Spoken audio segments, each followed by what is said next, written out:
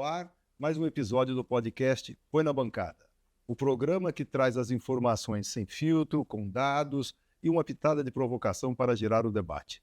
O título do episódio dessa semana é Sem Floresta, Sem Futuro, a importância dos órgãos ambientais do estado de Rondônia. E nós convidamos para fazer o debate sobre esse tema que é fundamental para o futuro e também para o presente, que é a preservação do meio ambiente, 3 pessoas responsáveis pela coordenação dos órgãos no nosso estado. Nós temos aqui o Samuel, que é coordenador do ICMBio, o César, que é o superintendente do IBAMA, e o Caê, que é gerente do CIPAM, atual sem CIPAM, ok? Então, antes de começar o debate, eu vou pedir para que ele se apresente, para que a gente tenha uma compreensão melhor das atribuições que cada órgão tem. Vamos começar aqui pelo Samuel, do ICMBio. Bom, é um prazer estar aqui, conversando com os espectadores, Obrigado pelo convite, Roberto. Meu nome é Samuel, eu sou servidor do ICMBio desde 2010, já tenho aí 25 anos de carreira. Sou do estado de Rondônia, formado em Ciências Biológicas pela Universidade Federal de Rondônia. E para mim é uma satisfação muito grande de estar coordenando uma instituição tão importante como o ICMBio, do estado de Rondônia, sendo daqui conhecedor da nossa história, conhecedor da nossa situação fundiária e do histórico de criação das nossas unidades de conservação. É um prazer poder contribuir com vocês aí nesse bate-papo. César. Muito obrigado pelo convite e agradecer a oportunidade de estar prestando contas ao nosso trabalho. Bom, meu nome é César Guimarães, sou analista ambiental do IBAMA também. 18 anos, concurso de 2007, minha formação inicial em Química, minha segunda formação em Biologia, hoje eu sou acadêmico do curso de Direito e sou mestre e doutor em Biologia Experimental. É a terceira vez que eu exerço, tenho a honra de exercer a superintendência do IBAMA. Eu fui superintendente que na época que nós estávamos juntos, eu afeto do IBAMA na superintendência exatamente na época do licenciamento da infância, que foi o período de 2008 a 2010.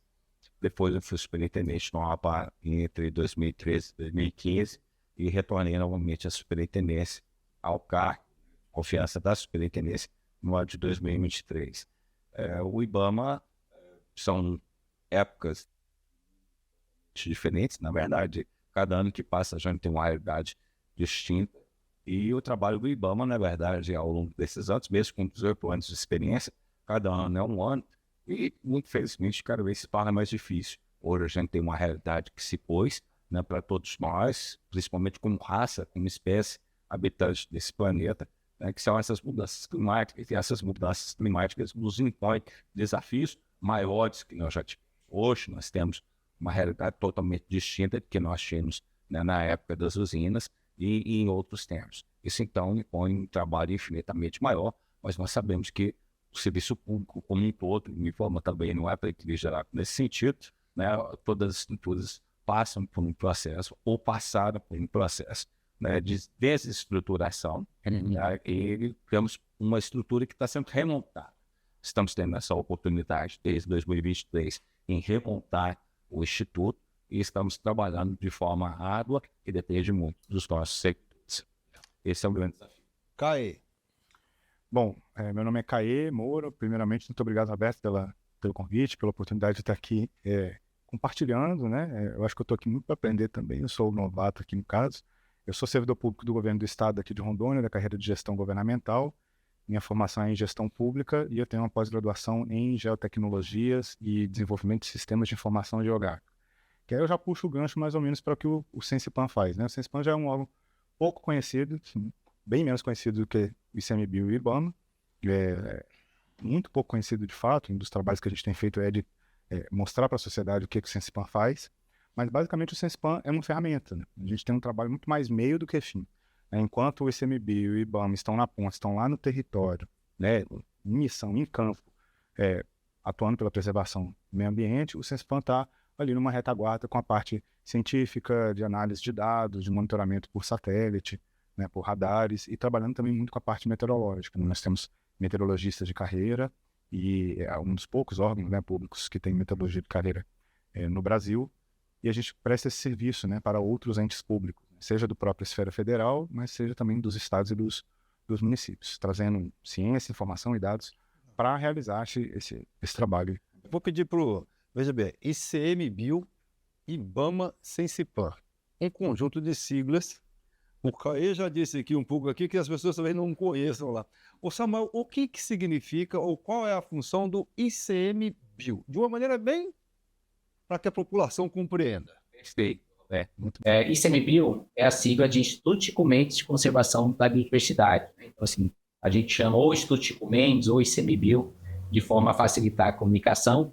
E a nossa função é a gente fazer a gestão das unidades de conservação federais. Unidades de conservação federais são as popularmente conhecidas como reservas. Reservas abrangem uma série de mecanismos legais de proteção das florestas, mas as unidades de conservação são espaços territoriais delimitados por decreto ou projeto de lei da Câmara, definindo um regime especial de proteção, geralmente de domínio público, que é a maior parte, né? Todas as nossas unidades de conservação aqui no estado de Rondônia. Quantas são, Samuel? Quantas são? Nós temos 12 unidades de conservação totalmente inseridas no estado de Rondônia, mais o Parque Nacional Mapinguari, que abrange Rondônia e Amazonas, e o Parque Nacional Campos Amazônicos, que abrange Rondônia, Mato Grosso e Amazonas. Então, ao todo, 14 unidades de conservação que têm a sua abrangência no estado de Rondônia.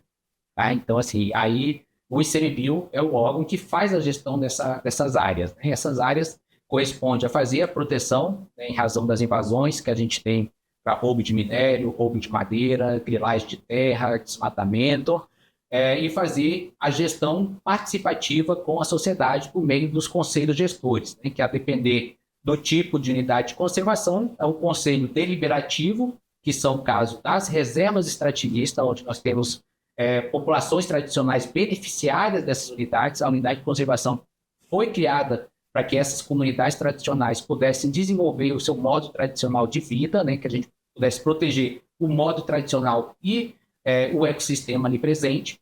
Nesse caso, as comunidades elas fazem a gestão conjunta, né, com o meio de um conselho deliberativo, decidem junto os caminhos para a gestão daquela área, e as unidades que têm conselhos consultivos, onde a gente faz reuniões anuais com os atores de abrangência do território ali dessa unidade de conservação para discutir os caminhos da gestão para aquela área. Então, basicamente, essa é a nossa atuação aqui no estado. Deixa eu ver se eu entendi aqui.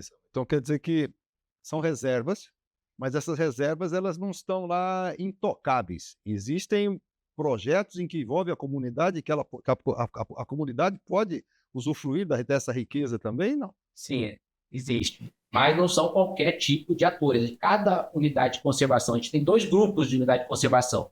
As unidades de conservação de uso sustentável, que vão permitir o uso. Diga uma aí, uma ou duas dessas. Onde é que elas ficam? Lago do Cunhã.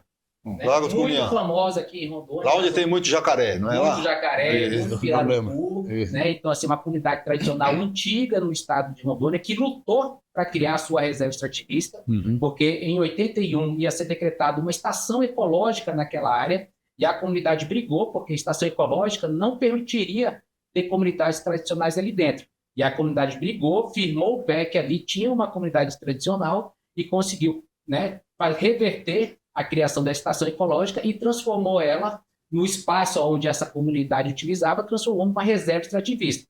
E o entorno dela, sim, é uma estação ecológica em razão do ambiente ecossistema único. Nessa região do Lago do Cunhã e da estação ecológica do Cunhã, é um ponto de parada de aves migratórias do hemisfério norte que vem para o hemisfério sul, e elas param ali exatamente pela riqueza de peixes que existe nessa região. César, o IBAMA, que eu acho que você deve ser o mais conhecido aqui. Qual a função do IBAMA? Qual o papel do IBAMA? Bom, o IBAMA, que é o Instituto Brasileiro do Meio Ambiente e dos Recursos Naturais Renováveis, ele é o órgão responsável pelo comando e controle, ou seja, pela fiscalização e principalmente pela observação dos regramentos da exploração dos recursos naturais, que são de domínio público, que são de domínio federal. E aí, obviamente, isso traz para o nosso portfólio de atendimento ao público, ao usuário, desde o uso das florestas, como é que se faz o manejo, a extração de madeira de forma sustentável. Isso cabe a nós, né, de também, em conjunto com o órgão estadual, né, fazermos um monitoramento desse uso, impedindo esse mau uso. Então, a fiscalização também ela é concorrente complementar, na verdade, junto com o órgão estadual, que é a SEDAM. Mas, então, trabalhamos exatamente nessa exploração desse recurso natural. Trabalhamos também monitoramento, comando e controle da exploração mineral, seja ela qual for, seja dos grandes empreendimentos minerais, como no garimpo. Trabalhamos também no comando e controle, na fiscalização e no regramento do uso de agrotóxico, no uso da terra, né, mesmo que seja privada, mas existe um regramento que ele precisa ser obedecido, né, reserva legal, isso tem que ser observado, e o IBAMA faz exatamente o controle e o monitoramento dessas áreas. Também trabalhamos com o controle de emissão de poluentes por veículos, que é um programa chamado PROCONV. Todo e qualquer veículo automotor, ele passa também por um controle, embora isso, às vezes, isso fica mais adstrito às grandes indústrias e aos grandes distribuidores, mas o IBAMA regula essa emissão de poluentes por parte dos veículos automotores. E tem toda o que nós chamamos de agenda verde, de agenda marrom, que é a parte de poluente, a agenda verde, que é o que nós tratamos basicamente de qualidade do ar, qualidade das águas, qualidade do meio ambiente como um todo. Isso dá um portfólio para o IBAMA, um portfólio de atuação muito grande. Os processos de licenciamento, os grandes processos de licenciamento, como das usinas hidrelétricas, as redes de distribuição de energia, as grandes construções de ferrovias, as construções de estradas que passam de um estado, que interferem mais do que um estado. Então, isso tudo cai dentro do processo de licenciamento, isso tudo está dentro da carteira de trabalho do IBAMA. O IBAMA tem que fazer exatamente o exercício de futurologia, quais serão as consequências desses investimentos, o que isso vai trazer de bom, mas a gente sabe que sempre que o homem, onde ele atua em uma área onde ele não faz parte, ele também tem uma alteração muito grande. Então, onde o homem ele traz benefícios, mas ele também traz malefícios. E cabe ao IBAMA fazer exatamente a busca desses benefícios e malefícios, saber como isso vai ser repartido, né? Saber quem serão as comunidades, ou quem serão os povos, o que é que o povo de cada cidade vai receber como benefício, mas qual é a responsabilidade de cada um também em cima dos malefícios, das coisas ruins que esse progresso também vai trazer, onde tanto o empreendedor quanto a comunidade também tem o dever de reparar, de mitigar ou de compensar. Ou seja, eu tenho o dever de reparar ou tenho o dever de tentar reduzir esse impacto ao máximo possível. E não sendo possível, então eu tenho que pagar. Eu tenho que compensar, de alguma forma, aquela minha atividade vai desenvolver um determinado prejuízo para a comunidade como um todo, seja uma cidade, uma vila, um estado. Então isso tem que ser reparado, isso tem que ser compensado. Então isso é o trabalho que o IBAMA faz. É o menos simpático, primeiro porque tem um portfólio muito grande, e normalmente o que se vê, além de tudo isso, ainda fazemos também o controle dos incêndios florestais. Mas a parte que mais aparece, normalmente, é a parte repressiva, que é exatamente a fiscalização. E isso não traz um sentimento de alegria, mas deveria, porque o fiscal ele trabalha para que comunidades ou que as minorias não sejam prejudicadas. Esse é o trabalho dele. Porque quem é multado, quem é penalizado, é porque ele extrapolou aquilo que ele deveria fazer. Caê, você falou que trabalha mais na questão da retaguarda, fornecendo dados para esses institutos. Como é que é isso aí? É de satélite? Como é que é isso aí? Como é que vocês monitoram esse? O CESPAN, né, tem essa sigla, talvez a mais complicada dos três aqui, que é Centro Gestor e Operacional, mas bastaria centro, do Sistema de Proteção da Amazônia. Aí, o que é esse Sistema de Proteção da Amazônia, que é o nome originário, né, CIPAM? É o uso de tecnologias do que a gente chama de sensoriamento remoto. E sim, satélites. Então, sensoriamento remoto está basicamente ligado ao uso de satélites, sensores embarcados em satélites, e também em aeronaves, sensores embarcados em aeronaves, e radares também. Então, é o uso de tecnologias para fazer a parte de monitoramento ambiental. Nossa principal atividade é o monitoramento ambiental. Então, descobrir quando, como ou quem fez uma supressão vegetal, fez um corte ali numa área que não era permitido. Ou atirou fogo. Ou atirou fogo. Nós temos algumas plataformas, alguns sites e alguns sistemas que fazem essa análise de onde está pegando fogo, como iniciou, enfim, os detalhes sobre aquele evento de fogo. A parte de desmatamento, a gente faz esse controle também, esse monitoramento, né, na verdade. Também trabalhamos muito com monitoramento de garimpo ilegal e também a parte de pistas de pouso clandestinas, né? Muitas vezes esses ilícitos ambientais, eles dependem de uma logística e às vezes a logística é de transporte aéreo. Então, muito associado à atividade de garimpo, principalmente, a gente tem pistas de pouso clandestinas, né? Então, o CESPAM está ali, os analistas do CESPAM estão ali observando as imagens de satélite e detectando alteração ali sobre a cobertura da Terra.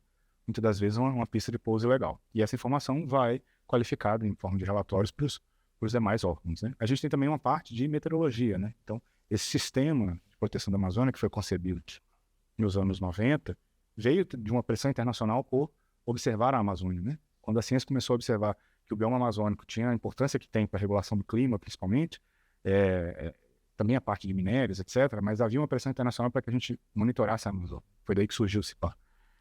E hoje ele é isso, esse órgão é classificado como uma instituição de ciência e tecnologia desde 2021.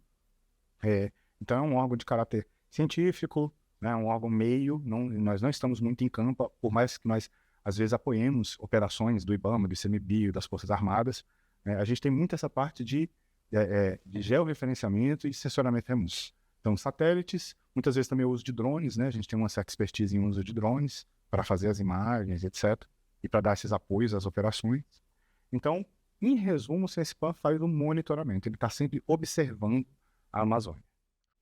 A Amazônia, de uma maneira geral, e a Rondônia especificamente, é palco de 2 projetos em curso aqui. O primeiro é a questão da conservação responsável do meio ambiente. E o segundo é o uso predatório dos recursos naturais. Passa a outra tela. A outra tela aqui, detalhando mais essa questão aí. Esse caminho sustentável, o que ele significa?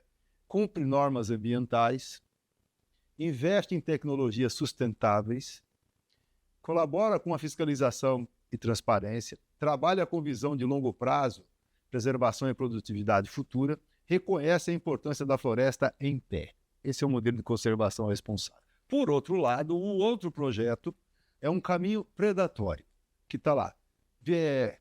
Viola leis ambientais, busca lucro imediato com desmatamento, queimadas e invasões, prejudica o setor produtivo legal por barreiras internacionais, ataca e deslegitima os órgãos ambientais, reforça discursos negacionistas sobre as mudanças climáticas, distorce a fiscalização como perseguição ao pequeno produtor. Eu fiz questão de colocar esses 2 projetos aqui porque essa é a questão de fundo do papel. Por exemplo, eu sempre ouço muitas pessoas hostilizando trabalhadores desses setores aqui, como se vocês estivessem atuando contra as pessoas, contra a vida. Mas o que está em jogo aqui são 2 projetos, 2 visões de mundo. Se a floresta é importante, se defender os recursos naturais é importante, ou se toca como se operava na década de 70. Eu tenho um exemplo de um amigo meu de Jaru, é o Pedro. O Pedro chegou aqui na década de 70 com motosserra na costa. Inclusive lá eles têm a fama, tu é doida ou veio de Jaru. Você já ouviu falar disso? Já. O Pedro me contou essa história. Por que isso? Porque a ordem era derruba tudo, e senão você vai perder a terra. Aí ele me contou o seguinte, o filho dele falou para ele, meu pai, não dá mais para a gente continuar agindo como na década de 70, na década de 80. Porque você me criou, eu tenho uma família, mas se eu seguir o modelo que você seguiu, eu não vou conseguir deixar um futuro para o meu filho. Então eu tenho que modificar a forma como eu me relaciono com a natureza. Então eu gostei muito desse caso de um agricultor. Ele foi chamado a atenção pelo filho. Tá certo? Nós vamos para o intervalo e em seguida nós vamos comentar um pouco sobre os efeitos e os impactos desses 2 projetos no estado de Rondônia. Essa questão da preservação e essa questão do uso predatório dos recursos naturais. A gente vai e já volta rapidinho.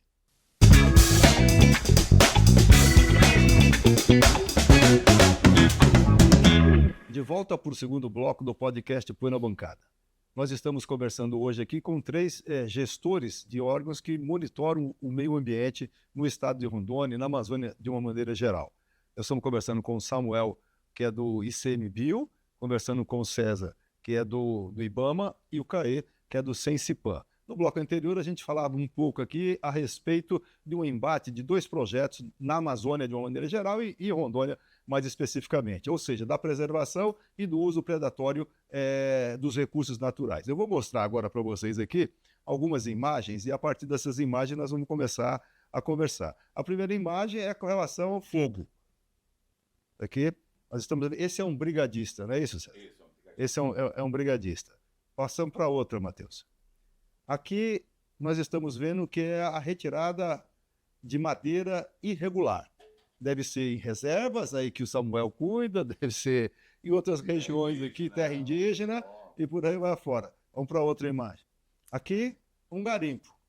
Esse garimpo, eu não sei onde ele fica, mas aqui pela região. É um garimpo às margens de um rio. Eu só sei que ele polui todo o rio abaixo. O Candeias aqui era muito comum isso daqui. Outra imagem. Essa daqui é uma imagem muito emblemática, tá? Que é do Rio Madeira, né? Tá? Pois é, que aqui é um negócio assim, isso é um garimpo, é uma fofoca que é a linguagem mais adequada aqui. Passe para frente, o outro. E aqui, falando diretamente mais da questão do impacto dos eventos extremos aí do meio ambiente, que é o Rio Madeira Seco. Tá? Do ano passado, que é o Rio Madeira Seco. Passando. Vamos aqui. César, no IBAMA, essa questão das queimadas. Quem é responsável por isso? Roberto, todos nós, no final das contas. Na verdade, isso é um grande flagelo. Tinha que classificar com Rondônia, tem 4 grandes flagelos e um dos principais deles é o fogo, que está ligado ao desmatamento. Porque se alguém põe fogo para queimar restos de pastagem, restos de exploração, restos de floresta que foi colocada no chão, foi derrubada, em 99,9% de forma ilegal, sem nenhuma autorização, nem do IBAMA, nem da SEDAN, nem de nenhum, ou seja, é um ato criminoso. Além de ser um ato que prejudica todo mundo, que eu gostei muito no final do bloco passado, você colocou a questão do seu amigo, que falou, olha, nos anos 70, isso é um discurso tão anacrônico, ou seja, é um discurso tão fora do tempo. Nós estamos em 2025. O camarada está falando de anos 70. Ora, nos anos 70, a população no estado de Rondônia era de 100 mil habitantes. Hoje é 1.800.000. Então, veja bem, quando ele tinha aquela quantidade de pessoas, esse foi um modelo adotado, inclusive de forma equivocada, né, no meu entender, né, pelo governo militar, o famoso integrar para não entregar. Isso foi um discurso que foi feito na época, mas não cabe mais hoje. Nós temos, eu toco fogo aqui, o meu vizinho vai sentir minha fumaça. Eu toco fogo no meu lixo, o meu vizinho vai sentir minha fumaça. Ou seja, além de estar me prejudicando, eu prejudico o meu vizinho, prejudico a minha cidade, prejudico o meu estado, prejudico a todo mundo. Infelizmente, ao invés do camarada ter a consciência de que ele tem que fazer a limpeza da pastagem dele, pagando a diária, ou reintegrando, reincorporando, existem técnicas para ele utilizar aquilo, como adubo, inclusive. Não, ele põe fogo, que empobrece a terra, mas ele não gasta com pagamento de diária, ele é mais barato que ele, porque não tem nada mais barato que um palito de fósforo, é só arriscar o fósforo, tocar fogo, né, no mato, aquilo se alastra, só que gera um prejuízo enorme.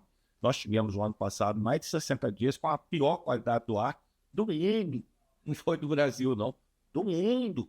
Nós tivemos índices de poluição aqui comparado com os grandes centros industriais chineses, pior do que os grandes centros industriais chineses, ou seja, e essa fumaça prejudicou, os mais prejudicados de forma imediata são os mais novos, as crianças e os idosos, mas nós também, porque esse material particular está no nosso pulmão desde o ano passado, ele não sai mais. Isso vai nos dar doenças, inclusive infarto, pode causar até infarto.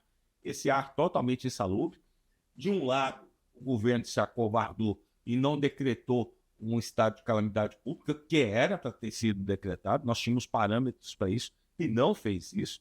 E, no entanto, nós somos obrigados a conviver com a situação caótica, como nós vivemos no ano passado, por irresponsabilidade de alguns, porque eu não posso dizer que foi toda a população de Porto Velho que colocou isso, mas em razão do comportamento ilegal, equivocado, anacrônico e irresponsável de certas pessoas, isso afeta toda a nossa comunidade. Me afeta, eu vivo aqui, você também, todos nós vivemos aqui e não vamos embora para outro local, vamos passar as férias do fogo. Mas nós somos vítimas desse processo. Ô César, mas no ano passado não teve um problema da questão da seca, de uma seca maior? Não sei se vocês do Sensipol monitoraram isso, ou foi só ação humana, ou também foi a ação humana de acender o fósforo, o palinho de fósforo aqui. Não estou falando que o efeito também não seja de sol humana. Existem duas formas de se iniciar um incêndio de floresta. Fogo não faz parte da nossa ecologia. Ao contrário do cerrado, por exemplo, que é o cerrado, o fogo faz parte da ecologia do cerrado. O cerrado precisa de fogo, inclusive para florescer algumas espécies. Mas na Amazônia, fogo não faz parte da nossa ecologia.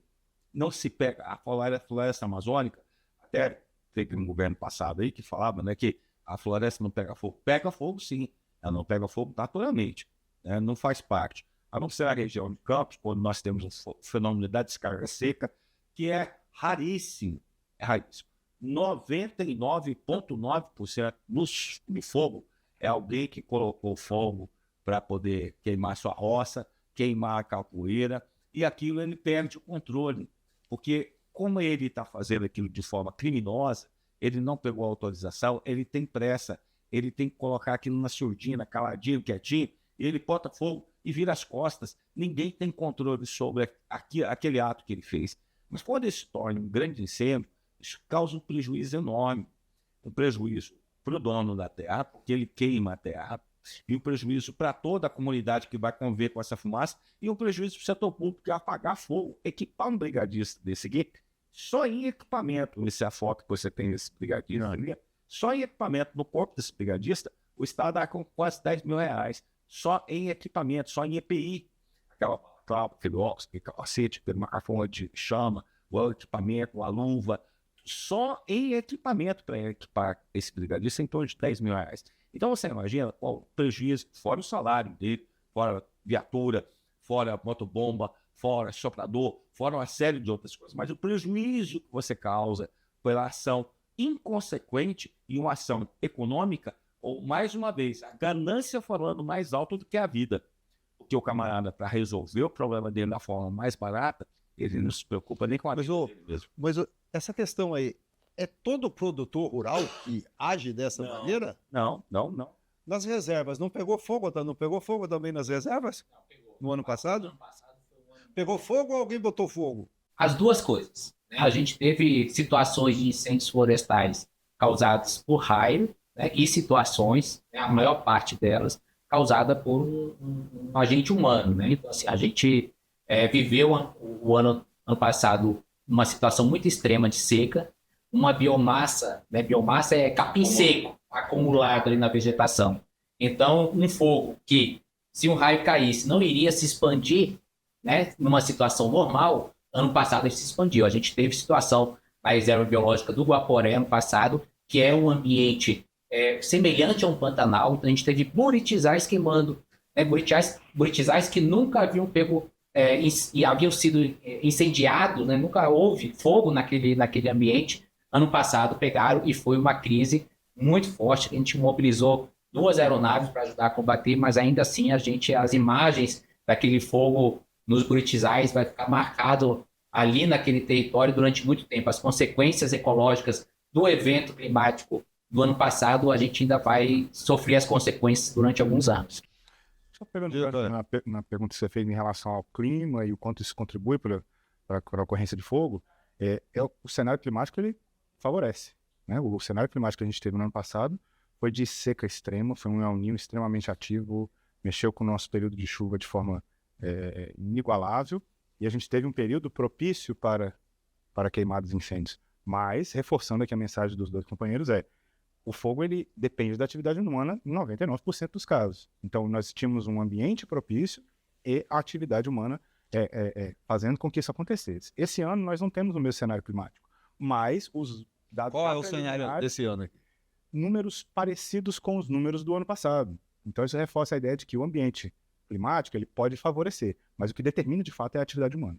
Tanto que se você sobrepor em imagens, as imagens dos eventos de fogo que aconteceram no ano passado, principalmente na região aqui do sul do Amazonas, e sobrepor isso com a alteração de uso da terra, você percebe que eles coincidem. Então não é uma coincidência. É a ciência demonstrando que a alteração do uso da terra, a expansão da fronteira agrícola é a principal responsável pelo aumento e pela incidência desses eventos. E quando no ano passado teve dois eventos que foram fundamentais com relação à questão do fogo. E foi a desintrusão do Parque Estadual Guajará-Mirim. Então, em retaliação ao processo que foi chamado de Operação Matinguari, que foi feito pela SEDAM, em retaliação a essa operação de desintrusão do Pico do Parque, que é o Parque Estadual Guajará-Mirim, em retaliação ao processo de desintrusão, aquelas pessoas voltaram a tocar o fogo no estado. Para nós que estávamos lá na frente, estive lá na frente, você apagava fogo do camarada, tirava fogo atrás, além de dar tiro, para poder tentar espantar o brigadista. O equipamento dele que ele tem não tem arma, ele tem abafador, equipamento para apagar incêndio. Então, isso foi a retaliação. E a execução da borracha, que é a razão de uma expectativa que foi criada, né, da desafetação dessa unidade de conservação que foi criada pelo governo estadual, mas também ocorreu, né, uma quantidade absurda que obviamente foi em retaliação no sentido de tentar firmar a posse daquelas pessoas que estão lá na execução da borracha. E existe um processo de tentativa de desintrusão, existe um embrólio político-jurídico aí absurdo. De um lado o Estado decreta a unidade de conservação, do outro lado a Assembleia vai lá e desafeta, e cria um decreto que desafeta, e isso é de forma inconstitucional, é decretado de forma inconstitucional, e quem está lá, vou tocar fogo para garantir que a terra é minha. Então, assim, existem esses dois grandes eventos no ano passado que até agora nós não tivemos. Então, possivelmente, nós não deve ocorrer em 2025, mesmo no quadro, que esses foram os dois piores quadros que nós tivemos no ano passado. E foi exatamente onde teve o maior número de focos de calor. O Bico do Parque, no Parque Estadual Guajará-Mirim e a execução da borracha. O César citou aqui essas duas áreas onde houve maior incidência de fogo, de incêndio florestal, né? Nas unidades de conservação, as nossas maiores dificuldades foram Rio Guaporé, que na parte onde se realiza o manejo integrado do fogo não pegou fogo, exatamente porque essa técnica de manejo integrado do fogo que é aplicado na Reserva Ecológica do Guaporé, no Parque Nacional dos Campos Amazônicos e no Parque Nacional Mapinguari, que são 3 unidades de conservação que possuem áreas de campos naturais, então ambiente propício para se pegar fogo, os brigadistas, eles fazem uma queima prescrita, né, nos meses de maio até no máximo finalzinho de julho, é a última janelinha para você colocar fogo, que você vai conseguir um fogo controlado e você vai diminuir o combustível, ou seja, vai ser um fogo rápido, vai queimar somente aquela biomassa acumulada, e quando chegar a época da seca, se tiver um raio que causar uma ignição ali, ou um evento criminoso, um incêndio, não vai incendiar toda a unidade de conservação. Então, aonde a gente aplicou essa técnica de manejo integrado do fogo, a gente não teve incêndios florestais graves. Mas, na Floresta Nacional do Bom Futuro, aonde a gente tem uma situação de invasão nela ainda ocorrendo, a gente foi a nossa unidade de conservação que mais pegou fogo, associado a esse ambiente da Rio Guaporé, que nunca havia pego fogo, e em razão da situação climática, infelizmente, houve um incêndio que foi muito difícil de combater. Então, foram as nossas duas áreas que mais se incendiaram. Deixa eu entender aqui, o fogo maior foi em áreas de conflito fundiário, onde existe uma pressão aí. Tá. Agora, veja assim, essas pessoas estão lutando ali para ter um direito de terra. Por que eles não têm direito a essas terras? Porque já são unidades, não foram criadas agora. Não. Isso é... Sempre vem esse discurso, né? Foi criado, porque não foi resolvida a questão fundiária, e eles se acham um direito de continuar invadindo a terra. E eu até não digo, Roberto, que não exista um ou outro caso, mas não são todos os casos. A gente também não é inocente. Ninguém é bobo pensar isso. Pode ter lá, de 1.500 invasores que tem lá, você vai falar assim, não, tem um caso aí que ele era realmente lá, até porque ele era dono, foi assentado pelo INCRA e tal. Esses são casos raríssimos. Não é de todo mundo. O que acontece? Esse camarada invadiu, o vizinho do vizinho começa a invadir, e o pior, que no estado de Rondônia está ficando cada vez mais patente. Nós estamos vivendo o processo inverso da reforma agrária. Ou seja, nós estamos vivendo a concentração de terra na mão de poucos. A maioria desse pessoal usa como massa de manobra. chega lá, não tem assistência médica, não tem assistência escolar, não tem assistência de segurança, não tem assistência de nada. O barão vai lá e compra essa terra com ninharia e vai acumulando essa terra no nome dos laranjas e distribuindo carne em nome de laranja. Mas o verdadeiro dono da terra não é grande parte das pessoas que estão ali. A mesma tática que é usada no garimpo. Quando a gente, todo mundo vê, põe numa balsa, explode, aí o pessoal chorando, ai, e agora? O que eu vou fazer? Tudo massa de manobra. O dono, ele nem é dono da balsa. Grande parte do dono da balsa, nem aqui ele mora em São Paulo, mora no Rio, mora nos Estados Unidos. Aquele pessoal ali só é utilizado como massa de manobra. E nenhum deles são covardias. Porque o salário mínimo ali, eu ouvi isso de uma representante do pessoal dessas associações, diz que a cozinheira ganha 25 mil reais. Um operador de máquina é 30 mil reais.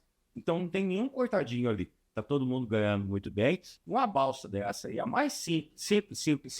Você para montar uma balsa dessa é um negócio de 100 mil reais. Então você para dizer que para montar uma balsa de 100 mil reais você cuida de coitadinho, de quem não tem emprego, olha, dá licença, isso não é agricultura familiar não.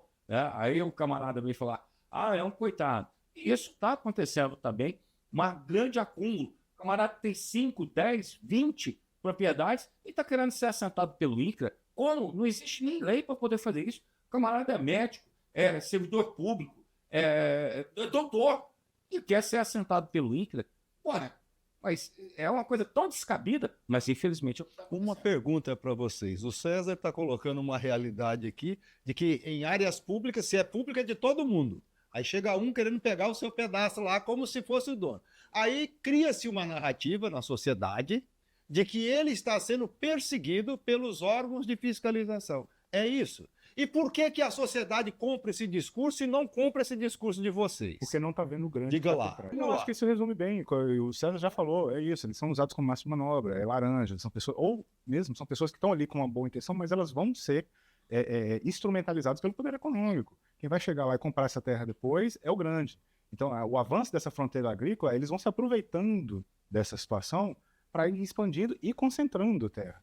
Então, eu acho que falta um pouco mesmo da gente conseguir dizer para a população que esse que a gente está olhando e dizendo que é o coitado, ou esse que algum parlamentar vai na Assembleia e fala, olha, o governo está prejudicando o pequeno. Não, na verdade, o governo está cumprindo seu papel de fiscalização.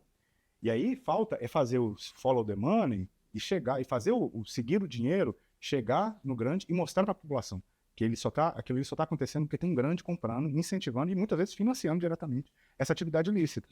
Conhecimento da sociedade, da situação fundiária, de que momento, às vezes, a imagem ela é feita um recorte, né, e não tem a explicação do contexto, de que aquela área é uma unidade de conservação. A gente está vivenciando isso na Floresta Nacional do Dom Flor. A gente está com famílias lá que invadiram, mas a Floresta Nacional do Dom Flor foi criada em 1988, não tinha nenhuma ocupação naquela área. Todas as ocupações que começaram a ocorrer a partir de 1994. Né? Em 2010 já houve uma desafetação, ou seja, reduziu a unidade de conservação para regularizar a ocupação de invasores naquela área. E novamente estou tentando pegar outra parte da unidade de conservação.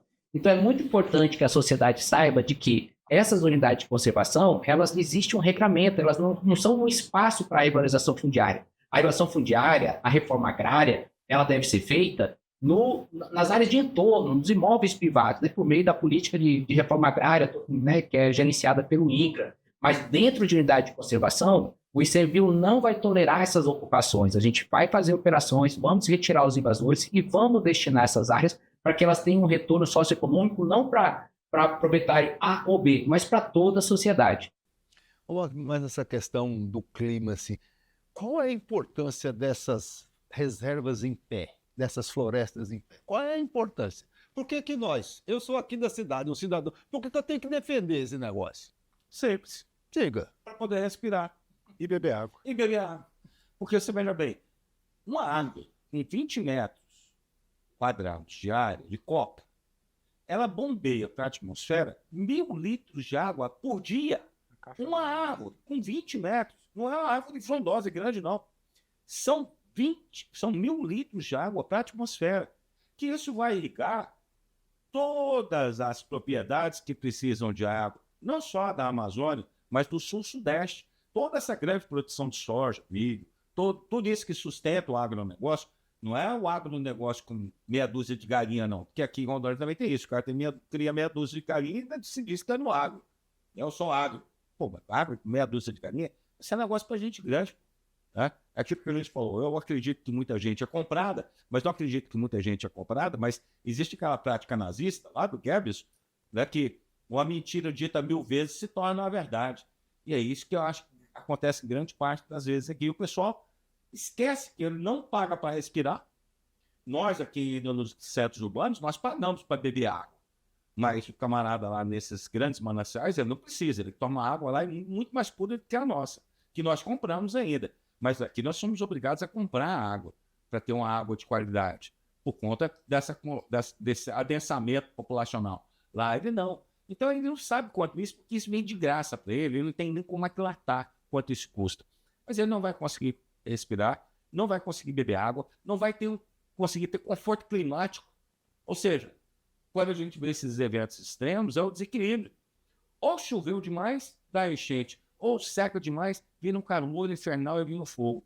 Ou seja, mas isso para nós que vivemos no paraíso, que para mim a Amazônia é o paraíso, a gente não costuma dar valor para isso. Por isso que quem vem de fora, quem vem até do sul-sudeste, chega aqui, fica embasbacado com a nossa qualidade de vida ambiental, embora nós não tenhamos a mesma qualidade de vida que eles. Nós não temos o mesmo IDH, nós não temos a mesma assistência médica, não temos a mesma assistência em segurança, não temos a mesma assistência em educação, mas nós temos uma coisa que eles não têm, que é sossego, paz, ar e água para beber de boa, excelente qualidade que ele nunca sonhou. Importante destacar que as unidades de conservação e terras indígenas, enquanto espaço protegido e bem florestado, não serão suficientes para a gente amenizar a seca que nós já estamos vivenciando. Na região de Espigão do Oeste está se discutindo transposição de rio em razão da falta de água para abastecer a cidade de Espigão. Né? Se você perguntar a qualquer entidade, né, ligada ao setor agropecuário, você vai ver que uma das políticas que está sendo discutida é a criação de barraginhas para você melhorar o fornecimento de água para as propriedades rurais. Então, a gente já está vivenciando um momento de escassez hídrica no estado de Rondônia, uma região que você tem alta pluviosidade quando comparada a outras regiões do país e que vai precisar reflorestar suas áreas de reserva legal para manter esses mananciais. Não, ali o Palmeiras, né? Eles querem puxar o Barão de Melgaço para fazer uma transposição. Né? O Rio Palmeiras entrou em colapso porque ano passado, ao analisar as imagens, na verdade ano retrasado, a gente viu que assim, não sobrou uma nascente protegida na região próxima de Espigão. Não tem nascente protegida. A ação humana matou as nascentes. O que a gente teve foi um assassinato de nascentes nos últimos 20 anos, assim, de forma... E assassinou a comunidade. Ou seja, pegando de um espaço menor assim, aquilo que aconteceu em Espigão, que mataram as nascentes, se não houver a ação de vocês, a tendência é isso ampliar. Sim. E ampliando, sem água, sem ar, e sem vida. Não tem agro, não tem nada. Então vem cá, senhores, por que essa mensagem não chega para as pessoas? Por que as pessoas não têm isso na cabeça? Por que a narrativa que prevalece é a de que vocês estão indo contra o desenvolvimento? Eu acho que eu tenho um palpite aqui. Tem um palpite. Quando a gente fala meio ambiente, as pessoas não se incluem. Quando fala meio ambiente, às vezes o espectador está pensando na floresta, vê aquela coisinha verde, e não pensa que, na verdade, a gente tem não sei quantos milhões de pessoas em toda a região amazônica. Então, quando a gente fala de meio ambiente, a gente está falando da espécie humana, a gente está falando de nós e a gente está falando de gerações futuras. Então, a gente está falando de preservar agora para que a gente garanta o direito das próximas gerações de existir, de ter um estado habitável.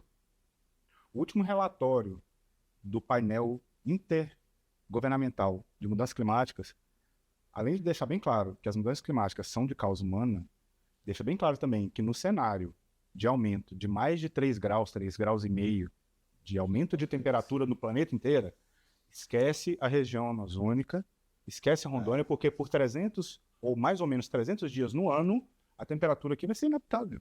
Então a gente está falando de garantir o direito de que os nossos descendentes também comam pirarucu, também comam tambaqui, que também passeiem na reserva, também tomem banho de cachoeira, também vão pro balneário no final de semana.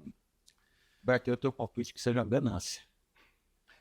Peraí, nós vamos para o intervalo, mas a gente vai voltar falando da ganância do ser humano como um elemento que faz com que as pessoas não valorizem a importância do meio ambiente. A gente vai para o intervalo e volta rapidinho.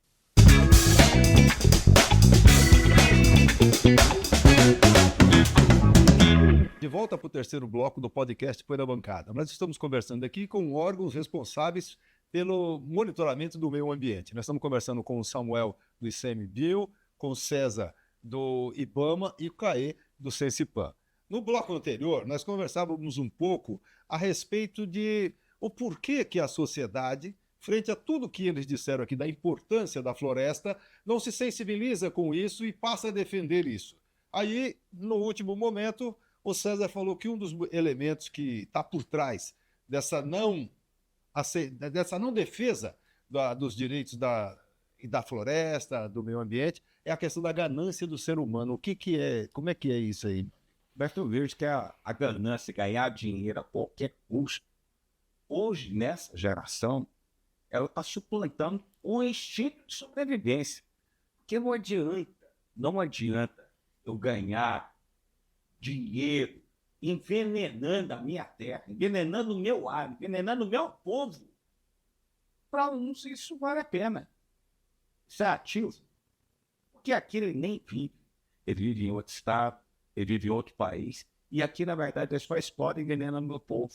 Envenena todo mundo. E ele não sabe, não tem ideia de que é o custo da vida. Só que ele esquece que ele faz parte de uma engrenagem, de um. Uma hora, toda essa consequência chega nele. Então, quando nós pensamos em poluir, seja o ar, seja o rio, seja a floresta, poluir a floresta sim. Quando você derruba essa floresta, você, inclusive, diminui a capacidade de regeneração dela. A natureza é extremamente resiliente, mas ela também tem um limite. A natureza é extremamente persistente, só que ela também tem um limite. Você machuca, uma hora ela não tem mais como regenerar. E aí o que vai virar isso aqui? Um grande deserto. Como o Samuel falou, os campos amazônicos é um exemplo de um ambiente extremamente sensível. É quase uma savana. É quase um deserto. É uma areia que tem um capim extremamente fino. Ou seja, isso é na região dos campos amazônicos. Se isso alastrar para a floresta, não tem mais nada. Aí a gente não tem mais o que plantar, não tem como criar gado, não tem como plantar soja, não tem que fazer mais nada. E aí você acha que esse pessoal vai vir para recuperar? Eles vão para outro país. São gafanhotos. Vem aqui e aproveita tudo que pode. Come o nosso presente, come o nosso futuro e vai embora. E deixa aqui para a gente só o resto. Eu acho que quando a gente fala de grande parte da nossa sociedade, Roberto, eu acho que ela defende e apoia as ações dos órgãos ambientais. Mas a gente tem uma parcela que é extremamente predatória e que hoje ocupa espaços de poder, de poder político, e que não deixa os órgãos ambientais atuarem. Então, a sociedade, ela coloca a responsabilidade de proteção do meio ambiente nos órgãos de Estado. Então, eles esperam que os órgãos de Estado façam a sua atuação. Só que a gente não vê um respaldo da parte política, principalmente dos parlamentares de Rondônia, comprometida em ter uma sintonia de atuação com o regramento ambiental. Pelo contrário, é sempre criticar os órgãos ambientais e não perguntar o que vocês precisam para melhorar a sua atuação aqui no órgão do Estado. Porque a gente vive dificuldade de servidores, a gente vive dificuldade de estrutura logística para fazer a nossa atuação, e a gente tem um time de servidores que são extremamente comprometidos, que trabalham acima da sua carga horária, porque estão preocupados em proteger o que grande parte dessa classe predadora não está preocupado em proteger. Você imagina como é o trabalho abnegado? O camarada trabalha para proteger a vida de quem é o algoz dele, de quem ameaça ele, de quem ameaça, inclusive com integridade física mesmo. Nossos brigadistas agora, por exemplo, no município de Apuí, foram ameaçados, porque alguém lá imaginou que os brigadistas estavam derrubando os currais. Aí ameaçaram o brigadista, a família do brigadista, a mulher do brigadista e a filha do brigadista. E o brigadista não tinha nada a ver com isso. Então você imagina, o camarada está lá batendo fogo, o camarada respirar um ar melhor e ele está sendo ameaçado. Quer dizer, é uma coisa assim impensável. E o servidor do IBAMA tem esse compromisso. Ele trabalha de uma forma tão abnegada, tão desprendida, tão dedicada, que, por exemplo, toda a proteção que nós temos aqui, nós devemos muito ao trabalho desprendido, abnegado e dedicado aos servidores do IBAMA e do ICMBio.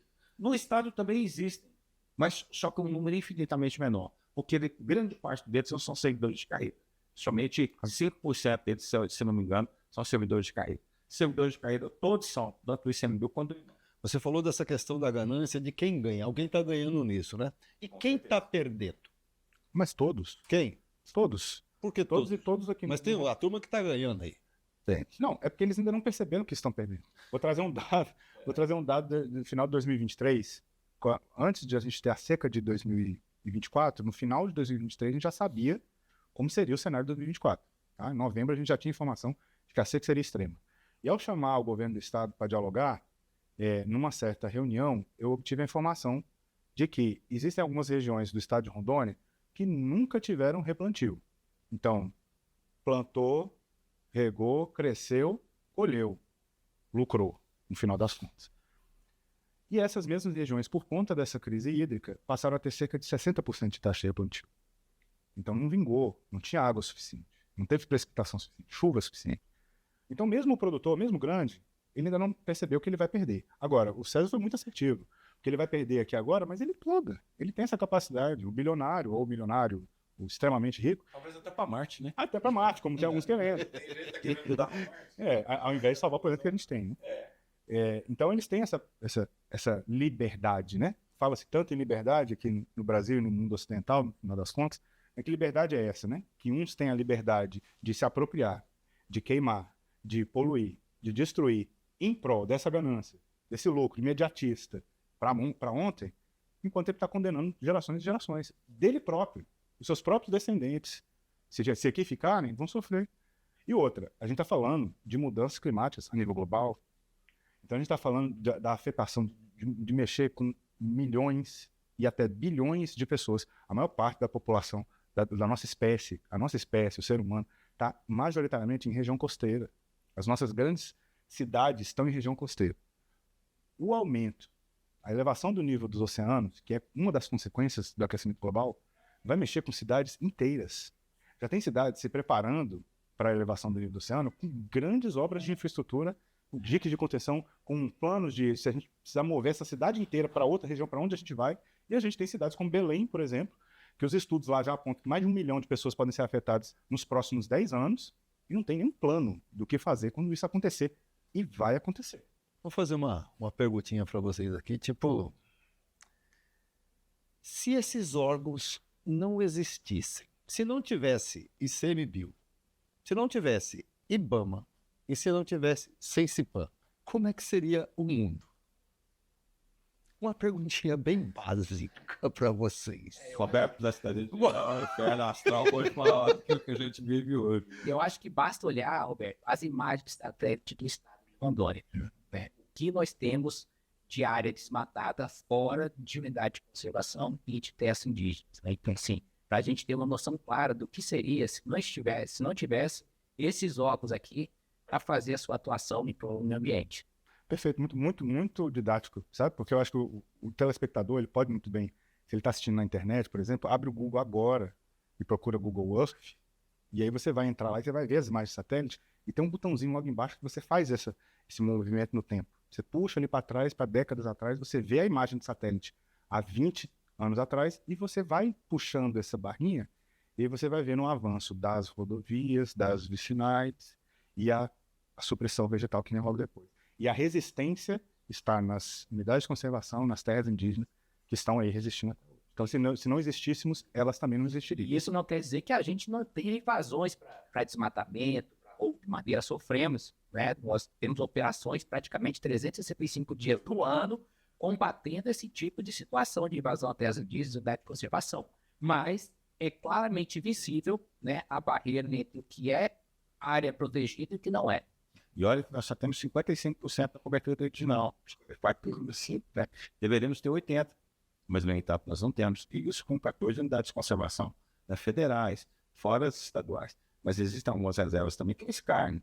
Tem determinadas reservas criadas, por exemplo, se chama Resex. A nossa está fazendo, né? Virou, está tudo Não era para ser. Né? Quando ela foi criada, existia diversas comunidades tradicionais ao longo do Rio de Janeiro que foram expulsos, que foram, né, em prol de um determinado título ali que nem se sabe se ele é regular ou não, né, que é o Minas Novas, e as pessoas foram entrando, invadindo, ocupando e expulsando essas comunidades tradicionais. Mas, infelizmente, a gente só dá valor às coisas. Eu gostei muito quando o Carlos falou, ele colocou da forma brilhante, né, Carlos? O camarada, ele não sabe ainda, mas ele vai se arrepender, que a gente normalmente só dá valor nas coisas quando a gente perde. E eu lembrei de um colega meu, não é amigo, não vivemos muito assim, um colega meu, que nós vivemos várias fases da vida, então, assim, próximos. Então, quando nós éramos jovens, a gente queria nosso sonho, né, ficar de maior e poder dirigir, e poder ir para festa, e poder ficar à noite, e poder ir para os shows. Aí depois, mais tarde, nós nos encontramos, estamos na faculdade, aí o sonho era, não, agora, quando é que vai acontecer? Quando é que tudo vai dar certo? Não, vai dar tudo certo. Quando a gente formar, aí tá, nos formamos. Aí falei assim, agora, não, vai dar tudo certo quando eu tiver um emprego estável. Aí a gente foi com um emprego estável e tal, pá. A gente passou no concurso, ele passou também no concurso. Aí depois ele falou assim, então, agora, como é que tá? Você falou, não, tô tranquilo, tô dando aula, e tá ótimo. Não, e você, não, eu quero mais. Quero virar político. Ele virou político, foi, tá, ganhou muito dinheiro. Tá, aí um dia eu encontrei com ele, ele estava arrasado. O que foi? Aconteceu? Eu perdi meu filho. Na verdade, eu perdi minha família. Foi por quê? Porque deu valor a coisas que não tinham valor. Eu achei que toda a minha vida o valor era dinheiro. Você pode perder meu filho. Uma infelicidade. Pegou, o filho dele faleceu. Um acidente. Perdi meu filho. Pois não tive estrutura mais para manter minha família. Acabei perdendo minha mulher. Perdi minha vida. Hoje minha vida não tem nada mais que me faz, que me satisfaz. Então, mais ou menos isso. A pessoa, às vezes, quando ela tem, ela não dá valor. Ela só vai dar valor quando perder. Só quando nós falamos isso em termos de água, a qualidade ambiental, isso não tem retorno. Eu já estou chegando ao ponto que não tem retorno mais. E aí, infelizmente, como meu colega me falou, minha vida acabou. Hoje eu só existo. Mas não tem mais nada que eu queira. Eu perdi tudo. Então, como é que, veja, você falou aqui no Google Earth lá, você olha ali as linhas, aquelas coisas. Ali tem um conjunto de pessoas que estão ali em busca de geração de renda. Para sobreviver, para viver. É possível gerar renda e o uso sustentável dos nossos recursos? É possível isso? Sim. Não nesse modelo anacrônico, fora do tempo, não nesse modelo do jeito que minha avó trabalhava, que é isso. Não, mas existem técnicas, em Embrapa, em Emater, existem técnicas de incorporação, de trabalhar o gado junto com a floresta, de fazer o plantio direto, de não fazer o uso do fogo. Existem técnicas. É só procurar, inclusive essa técnica está de graça. A Emater e a Embrapa dão essas técnicas de graça. Mas o que é que insiste? Fazer. Agora, eu não estou dizendo que isso é barato. E nem estou dizendo que isso é imediato. Não. Mas normalmente andar no caminho certo sempre é mais difícil. Crime é a vida fácil. É muito mais fácil cometer crime do que andar. Porque você pode pagar imposto. É ruim, doído. Às vezes eu pago mais de imposto do que eu gasto comigo. Comigo, pessoalmente, no dia a dia. Eu pago muito mais, mês a mês. Eu pago muito mais de imposto de renda retido na fonte que eu particularmente gasto comigo para comprar uma meia, um sapato, e muito mais, mas muito mais mesmo. Mas esse é o preço de se andar correto, de ser um cidadão cumpridor de lei. Agora, o mais fácil é só negar. Só que quem só nega, o crime normalmente tem vida curta. Todo criminoso morre muito novo, porque o crime tem a vida curta. E além de pensar nessa forma simplista de é mais barato, então vou fazer do jeito mais barato para ter mais retorno, mais lucro, também falta às vezes uma visão muito míope, até dos grandes produtores, que não estão enxergando também o panorama mundial. Vamos pegar uma coisa bem atual, tarifaço aí do Trump, né? 50% de exportações brasileiras. A gente vai ter que acessar outros mercados. Aí tem a perspectiva dos acordos entre Mercosul e União Europeia. É um mercado imenso para, talvez, mitigar um pouco desse efeito dessa tentativa aí dos Estados Unidos de mexer com a nossa soberania. Mas se a gente for vender para esse mercado tem algumas condições. que a gente aqui, que grande parte dos nossos produtores não cumpre em relação à proteção ambiental. Então também o mercado lá fora está de olho na nossa produção aqui para saber se a gente está agindo corretamente, porque a gente está mexendo com o futuro deles também. Como eu falei no começo, a floresta amazônica cumpre um papel de regulação do clima absolutamente essencial para o mundo. Mais perto, para o Brasil. A enchente que a gente teve no Rio Grande do Sul, em grande parte foi por conta do fenômeno El Niño, e essas águas, elas vêm da floresta amazônica, dessas árvores que conseguem ter essa capacidade de transpiração. Essa água toda, como eles chamam de rios flutuantes, rios voadores, vem de lá, daqui, lá para o sul. Então, assim, tá tudo interconectado. A gente precisa começar a enxergar uma figura maior, parar de pensar de forma tão imediatista e tão localizada, porque o clima não obedece fronteiras.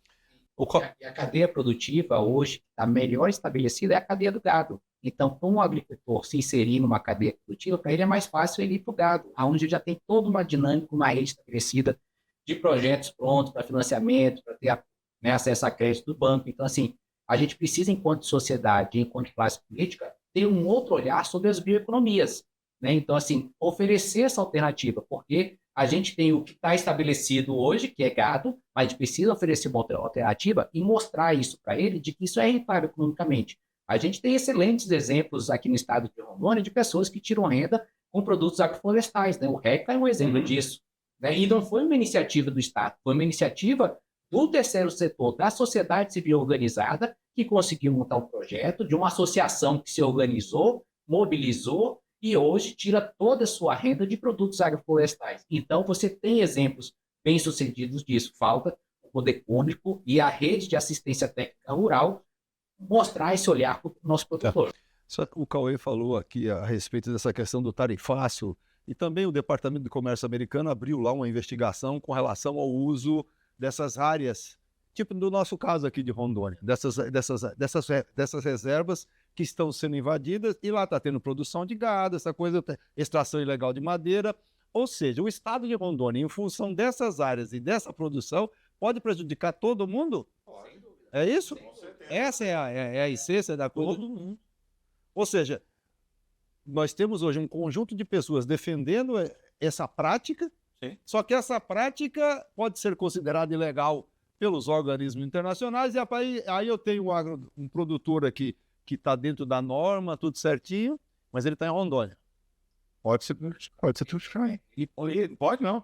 Ele será prejudicado. Você vai ter uma porta fechada para o mercado. Né? Mas hoje você tem tecnologias suficientes para você ter a origem do produto. Então hoje os frigoríficos conseguem saber no estado de Rondônia qual gado veio de dentro da Resex Jaci Paraná, qual que veio de dentro do Parque Estadual Guajará-Mirim, qual que veio de uma propriedade regular. Né? Então hoje os frigoríficos conseguem ter essa cadeia. Mas, de forma geral, o mercado ele vai ser prejudicado. Uma vez na urgência, não, amor. A questão do PRODES, né? Que é o indicativo de desmatamento. O frigorífico não compra. Ela falou, mas é o IBAMA. Não, meu irmão. O frigorífico compra de quem quiser. Ele não é obrigado a comprar de ninguém. Assim como o banco também não é obrigado a te financiar, não. Ele financia para quem ele quer. Ele te empresta dinheiro se ele quiser. Ele não é obrigado a eu e você lá. Ele pode negar um empréstimo para mim e dar o mesmo empréstimo para você. Ele está emprestando dinheiro. Você empresta dinheiro para quem você quer. Não é. Eu posso pegar dinheiro emprestado para você e o Cauê. Não, não quero te emprestar dinheiro. Mas eu empresto para você. Só questão sua. E a mesma coisa que comprar. Estou vendendo produto. Camarada, compra se ele quiser. E isso pode afetar de forma. Por quê? Porque, infelizmente, existe uma escalada. Essa questão no GTA, que veio no. A gente sabe, o pessoal muda, passa de um nome para outro, faz transferência, nome de laranja. E isso tudo. Você acha que quando o cara faz uma coisa errada, todo mundo não mapeia?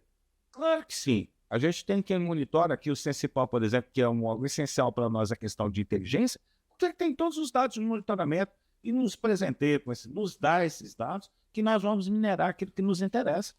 Nós estamos chegando aqui ao final do nosso episódio aqui do podcast Põe na Bancada dessa semana, conversando aqui com 3 gestores de órgãos ambientais federais, o Samuel do ICMBio, o César do IBAMA e o Cauê do Sensipan. Eu queria que, para a gente encerrar, que vocês dessem uma mensagem aqui para a juventude. Samuel, diretamente lá para os nossos jovens? Eu vou falar assim, em relação à nossa juventude do estado de Rondônia, que não mora em unidade de conservação, e a nossa juventude dentro das unidades de conservação. Hoje a gente tem um movimento, Roberto, diferente do que a gente via anos atrás, que os jovens dentro de reserva extrativista estavam saindo, porque não tinha opção de renda dentro das unidades de conservação. Hoje a gente está vendo um movimento contrário. Hoje você tem jovens da cidade indo para dentro das unidades de conservação, dentro das reservas extrativistas, porque lá ele encontra alternativa de renda. Na reserva extrativista Lago do Cunhã, a gente tem um projeto de visitação de turismo, hoje bem sucedido. Hoje nós temos 2 restaurantes, 3 pousadas lá dentro para o visitante ir visitar a reserva extrativista Lago do Cunhã. Então a gente tem a cadeia da borracha está com o mercado aquecido, a cadeia da castanha está com o mercado aquecido, dos óleos essenciais, andiroba, copaíba, está com o mercado aquecido. Então, a gente tem alternativas de renda dentro dessa unidade. Então, aquele jovem que tem uma relação de parentesco e acha que dentro da unidade de conservação ele não vai ter uma alternativa, hoje ele tem, né? E aí, convidar os demais jovens, hoje a gente vivencia em universidades, em palestra que a gente dá, que as pessoas estão preocupadas e querem saber sobre as unidades de conservação. E a gente está avançando para estabelecer as opções de visitação dentro de unidade de conservação. César, uma mensagem para a juventude. A mensagem que eu deixo para todos é que forme a sua opinião, forme a sua massa crítica. Não se veda por essas mensagens fáceis, não se veda por essas mensagens de disciplina. Existe até um discurso falar no final para você, atribuído a um índice, mas lembre-se que a nossa vida do futuro depende da nossa ação hoje. A gente só colhe que planta. Primeiro a gente planta, depois a gente colhe. O fruto que você vai colher depende da sua escolha. Ou você planta o fruto doce, ou você planta o fruto amargo. O seu futuro depende do que você planta hoje. Existe, então, pense por você mesmo. O que é que você quer? Você quer dinheiro? Você quer comprar tudo e todos? Ou você quer ter uma vida que seja digna, ambientalmente digna? E nesse condão, existe um discurso que é atribuído a um índice que foi feito no Congresso Americano, que ele dizia assim, talvez, no dia que for pescar o último peixe, talvez, no dia que se beba a última gota de água, talvez, o dia em que não existam mais rios para ser poluídos, talvez o homem tome consciência de que não se come dinheiro. Ok. Carei. Bom, é difícil deixar uma mensagem para a juventude hoje, porque eu enxergo que essa juventude está um pouco desesperançosa. Eu imagino que a maior parte da juventude olha hoje para o futuro, não só da sua localidade, do seu estado, até do planeta inteiro, e vê que a gente não está caminhando para um bom desfecho. E como o César bem colocou, as escolhas de agora têm impacto logo mais. Então a mensagem que eu deixaria é de que cada jovem hoje é um cidadão e precisa ter em mente que se ele quer viver uma vida longa, ter família, filhos, que para garantir um futuro habitável aqui em Rondônia, a gente precisa fazer boas escolhas agora. E você, enquanto cidadão, tem a capacidade de fazer escolhas aí periódicas de quem vai te representar e saber se essa pessoa que vai te representar está pensando na água que você vai beber, no ar que você vai respirar, na terra que vai ficar para seus filhos, se vai ter peixe ou não vai, e se a gente vai poder cantar o nosso hino de Rondônia e dizer que nosso céu é sempre azul. Obrigado, Samuel, César e Caê. Sem dúvida nenhuma, eu acho que isso aqui foi um bom debate. Eu acho que isso aí vai rodar nas redes aí, as pessoas vão gostar e vão refletir sobre a importância do meio ambiente, sobre a importância das práticas aí, da relação sustentável com as riquezas que nós temos. E espero que vocês não sejam hostilizados pelo trabalho que vocês fazem. Porque o trabalho que vocês fazem é pensando no nosso presente e no nosso futuro. Muito obrigado. Espero que vocês tenham gostado.